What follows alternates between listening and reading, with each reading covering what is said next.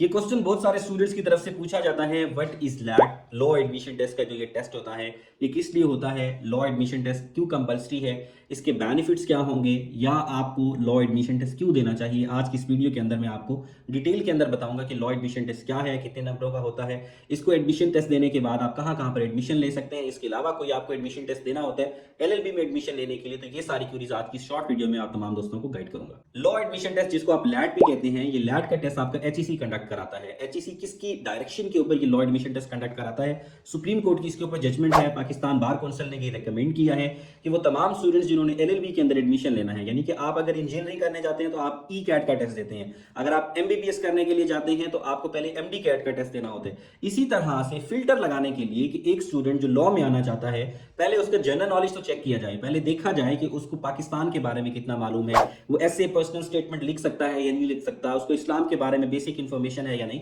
तो ये फिल्टर लगाने के लिए वो स्टूडेंट जिसका तालीम और तरबियत के साथ, इल्म के साथ किसी किस्म का कोई लेना देना नहीं है, उसको हटाने के लिए फिल्टर लगाया गया। तो टोटली आपका 100 नंबर का टेस्ट होता है, जिसमें से 75 नंबर के आपके एमसीक्यूज होते हैं और 25 नंबर के आपका सब्जेक्टिव क्वेश्चन होता है, जिसमें 15 नंबर का एसे लिखना होता है और 10 नंबर का आपने पर्सनल स्टेटमेंट आपने लिखनी होती है। एसे और पर्सनल स्टेटमेंट आप अंग्रेजी के अंदर भी लिख सकते हैं, आप उर्दू के अंदर भी लिख सकते हैं। इसके अलावा जो आपको उर्दू के अंदर पोर्शन आता है वो सिर्फ 10 नंबर का आपका जो उर्दू का पोर्शन होता है वो आप उर्दू में लिख सकते हैं। इस्लामियात, Pakistan studies, general knowledge, English, ये सारे सब्जेक्ट जो बाकी हैं वो सारे के सारे आपका इंग्लिश के अंदर आपका पेपर आता है। तो 75 मार्क्स का आपका पेपर होता है, जिसमें आपका 20 नंबर का जनरल नॉलेज होता है, 20 नंबर की आपकी इंग्लिश होती है, 10 नंबर की आपकी इस्लामियात होती है, 10 नंबर की आपकी पाकिस्तान स्टडीज होती है, 5 नंबर की आपकी मैथमेटिक्स होती है। तो 75 नंबर आपके ये हो गए और 25 नंबर की आपका सब्जेक्टिव क्वेश्चन होता है। तो इस तरह ये 100 मार्क्स का टेस्ट होता है। ये टेस्ट देने के बाद आप पाकिस्तान भर की किसी भी यूनिवर्सिटी के अंदर एडमिशन ले सकते हैं। ये कंपलसरी टेस्ट है, इसके बगैर आपको लम्स में भी एडमिशन नहीं मिलेगा, बहरिया में, पंजाब यूनिवर्सिटी में, इस्लामिया यूनिवर्सिटी ऑफ बहावलपुर में, बीजेडयू में,